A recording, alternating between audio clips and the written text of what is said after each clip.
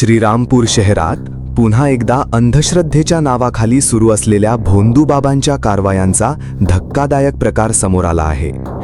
तंत्रमंत्र, उतारे आणि जडीबुटीच्या नावाखाली एका महिलेची तब्बल 15 ते 16 लाख रुपयांची फसवणूक करण्यात आल्याचा गंभीर आरोप समोर आला असून या प्रकरणी श्रीरामपूर तालुका पोलिसांनी अशोक आढाव या भोंदूबाबाला अटक केली आहे।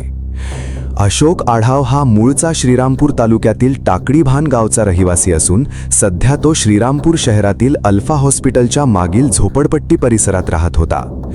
पीडित महिलेने तालुका पोलीस ठाण्यात दिलेल्या फिर्यादीनुसार फेब्रुवारी 2023 ते डिसेंबर 2025 या कालावधीत आरोपीने तिच्या अडचणी आणि त्रास दूर करण्याचे आमिष दाखवले।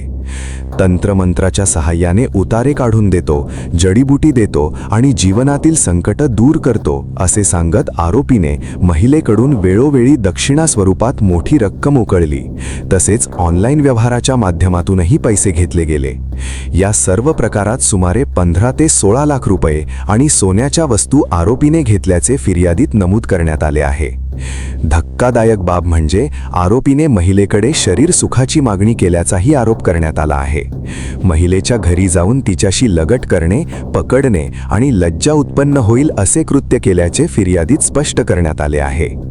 या घटनेनंतर तालुका पोलिसांनी तात्काळ कारवाई करत आरोपी अशोक आढाव याच्या विरोधात भारतीय न्याय संहिता 2023 मधील कलम 74 आणि 75 तसेच नरबळी आणि इतर अमानुष, अनिष्ठ व अघोरी प्रथा आणि जादूटोणा प्रतिबंधक कायदा 2013 अंतर्गत गुन्हा दाखल केला आहे। पोलिसांनी आरोपीला अटक करून न्यायालयात हजर केले असता न्यायालयाने त्याला 2 दिवसांची पोलीस कोठडी सुनावली आहे। आरोपीच्या वतीने ॲडव्होकेट अरीफ शेख आणि ॲडव्होकेट जावेद शेख यांनी बाजू मांडली। दरम्यान या प्रकरणामुळे श्रीरामपूर शहरात मोठी खळबळ उडाली असून अंधश्रद्धेच्या नावाखाली सुरू असलेल्या अशा फसवणुकीच्या प्रकारांविरोधात पुन्हा एकदा कठोर कारवाईची मागणी जोर धरू लागली आहे।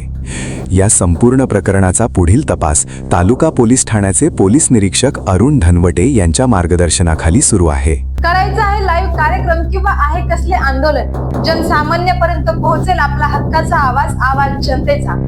बातमी व जाहिरातीसाठी संपर्क करा स्क्रीनवर दिलेल्या नंबरवर।